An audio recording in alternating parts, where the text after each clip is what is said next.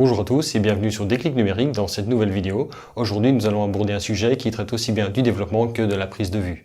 Peut-être vous est-il déjà arrivé que l'on vous dise que votre photo a une balance des blancs qui est incorrecte et donc généralement que les couleurs de votre photo sont étranges. Pour analyser ce problème, il faut déjà faire deux choses. La première, c'est analyser ce qu'est la balance des blancs et ensuite, la deuxième, voir s'il en existe une bonne, s'il y a toujours une bonne balance des blancs à appliquer à vos photos. Justement, parlons-en.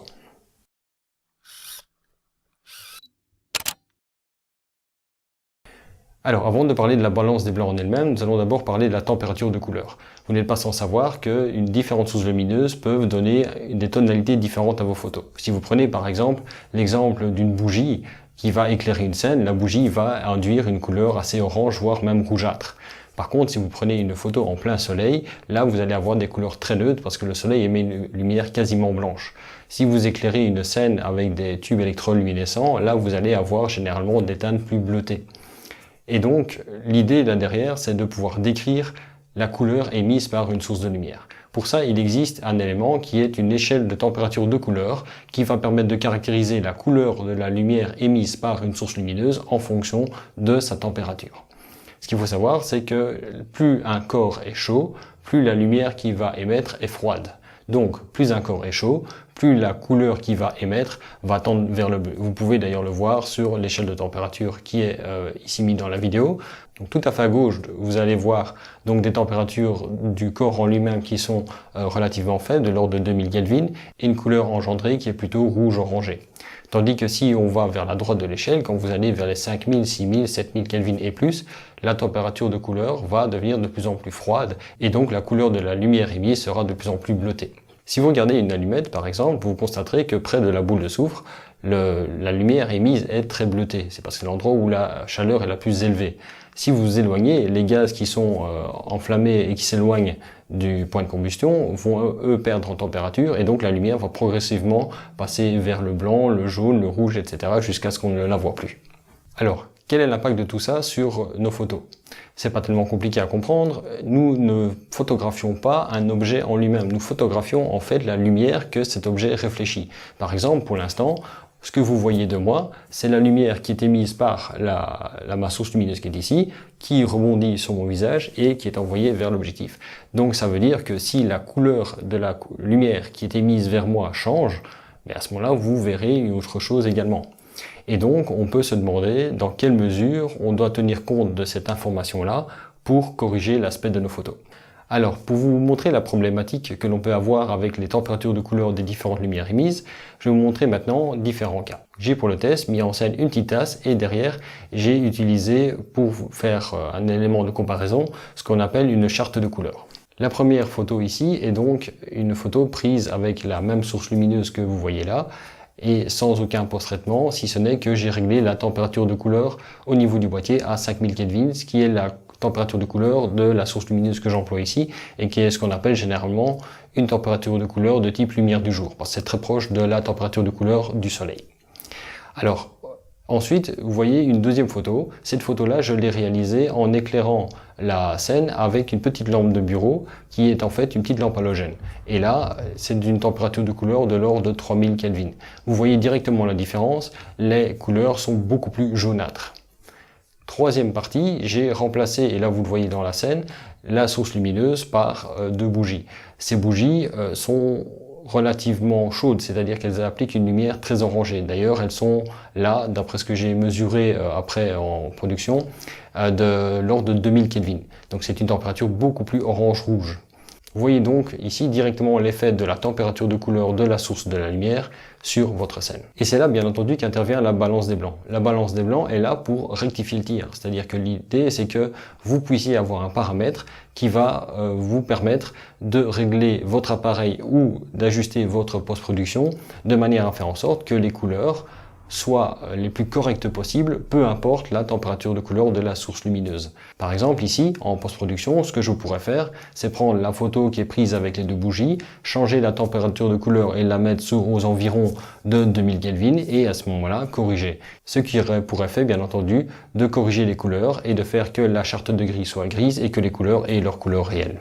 Donc, si maintenant vous comprenez ce qu'est la balance des blancs, Vous allez pouvoir aussi comprendre que dans certains cas, ça va être très important de les régler correctement. Si vous prenez l'exemple de photos de mode ou de photos de produits, où il est très important pour un catalogue ou pour la présentation de vêtements et autres d'avoir les couleurs exactes, là, à ce moment-là, on va vraiment chercher à avoir la balance des blancs la plus correcte possible. Et donc, justement, dans ce cas-là, on va employer des chartes de couleurs comme celles que je vous ai montrées qui permettent moyennant un logiciel de corriger toute la colorimétrie de la photo de manière à ce que ce soit parfaitement correct. Ensuite, vous avez un autre cas qui est le cas dans lequel vous voulez avoir un effet un petit peu plus créatif. Et là, la température de couleur du coup va éventuellement dépendre du rendu que vous voulez faire. Imaginez que vous prenez une scène en plein soleil. Si vous laissez votre appareil faire ou si vous réglez la température de couleur sur la lumière du soleil, à ce moment-là, vous allez avoir des couleurs très neutres. C'est-à-dire que vous allez avoir une lumière qui est même relativement froide. Ce qui n'est pas vraiment compatible en fait avec l'impression que l'on a. Nous, quand on est en plein soleil, on a l'impression d'être ébloui, on a une impression de chaleur, c'est une impression totalement humaine. Mais si je prends une photo dans ces conditions-là, en mettant la balance des blancs parfaite, c'est-à-dire celle qui corrigerait exactement les couleurs de telle sorte qu'un blanc, qu'un gris soit gris, etc., je vais simplement avoir l'impression d'une photo qui est neutre. Et dans le pire des cas, elle serait même relativement froide. Donc dans ce cas-là, ce que vous pouvez faire, c'est aller tirer un petit peu les températures de couleur vers les jaunes, ce qui revient en fait dans les réglages de post-production comme dans Lightroom, à augmenter la valeur de balance des blancs, de manière à apporter d'ailleurs des tonalités un petit peu jaunes dans la photo. Très légèrement, parfois ça suffit, ou vous pouvez de manière créative parfois les pousser un petit peu plus loin, et donc donner une ambiance à votre photo. Même chose quand vous prenez des photos de nuit. Normalement, la nuit, les teintes qui ressortent le plus, ce sont les bleutés. Et du coup, si vous avez une balance des blancs qui est mise exactement sur la température de couleur des lumières ambiantes, etc., et qui vous rend la scène telle qu'elle est, mais avec des couleurs neutres, toutes les couleurs seront présentes plus ou moins normalement. Mais du coup, on perd un petit peu cette notion de photo de nuit. Donc, pour corriger ça, ce que vous pouvez faire, c'est en post-production, réduire la température de couleur de la scène et pour introduire dedans de nouveau un petit peu de bleu. Et donc donner cette impression de photo nocturne. Alors je vous disais en début de vidéo que cette balance des blancs intervient aussi bien en post-production qu'en prise de vue. En prise de vue, généralement, vos boîtiers, la quasi-totalité d'ailleurs des boîtiers à l'heure actuelle, permettent de régler une température de couleur. Vous voyez par exemple ici, je vous montre les petits menus que vous pouvez trouver chez Canon et chez Nikon, mais vous allez retrouver des équivalents dans les différentes marques. Et donc là, vous allez pouvoir sélectionner. Alors vous avez toujours un paramètre automatique. Le paramètre automatique, ça veut dire que vous laissez votre appareil deviner quelle est la température de la couleur ambiante. Dans le cas où vous avez une scène qui est très homogène, c'est-à-dire que vous avez toutes sortes de couleurs, il n'y a pas une prédominance, vous ne photographiez par exemple pas une pelouse, vous ne photographiez pas un mur rouge, généralement ça va relativement bien se passer. Par contre, si dans votre scène, vous allez avoir un mur de briques, vous allez avoir une pelouse verte ou un mur bleu, là, généralement, ça va induire votre appareil en erreur parce qu'il va déduire que cette dominante de couleur est due à la température de couleur de votre ambiance et donc va essayer de le corriger. Alors, comment faire pour éviter ce genre de problème-là? Mais bien entendu, vous l'avez compris, il faut à ce moment-là définir manuellement la balance des blancs. Et vous avez à ce moment-là, sur vos appareils, chaque fois des icônes qui correspondent à des scènes assez classiques. Vous avez une ampoule qui généralement permet de faire une photo qui correspond à une température de couleur d'une lampe à incandescence ou à halogène, donc de l'ordre de 2700-3000 Kelvin. Vous avez également une icône qui est pour les photos dans l'ombre. Dans l'ombre, la couleur sera un petit peu plus froide. Vous en avez un pour les photos prises en plein soleil. Vous en avez un pour les photos prises par temps nuageux. Et surtout, très important, un de ceux qui est le plus utile, ce sont les photos qui sont prises avec des lumières électroluminescentes. C'est le petit tube néon qui est dessiné.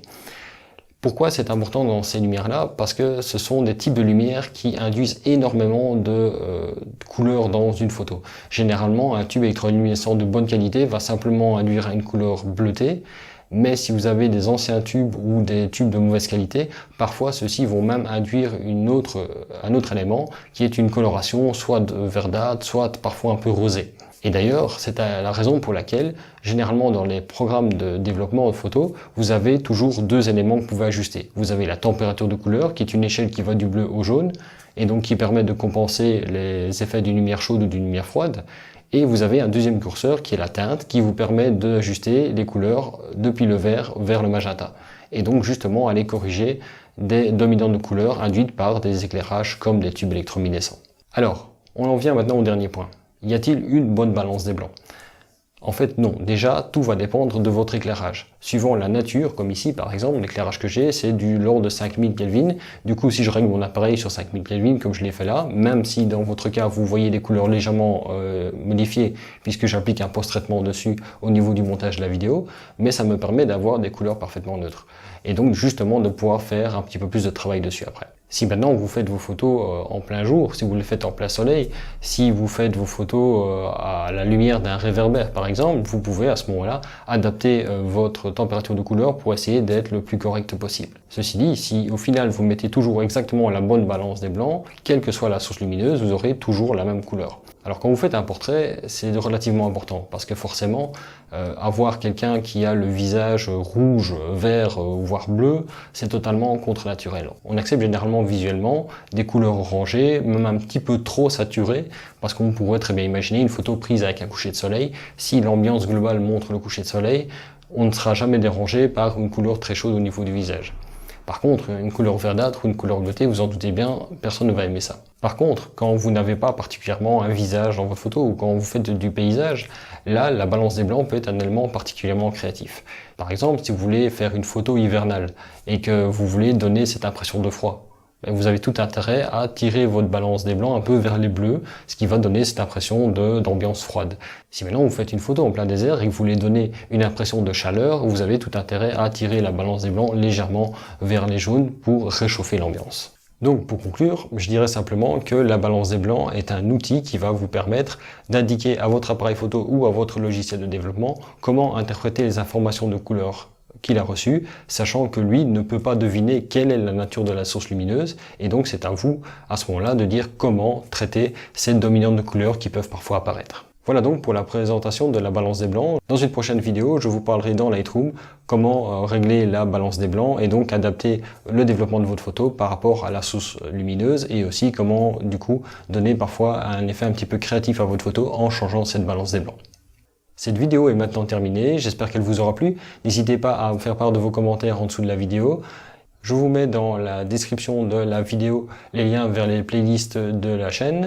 N'hésitez pas à vous abonner si ce n'est pas encore fait. N'hésitez pas non plus à mettre un petit pouce pour me dire que la vidéo vous a plu si tel est le cas. Et sinon pour le reste, moi je vous dis à bientôt sur Déclic Numérique.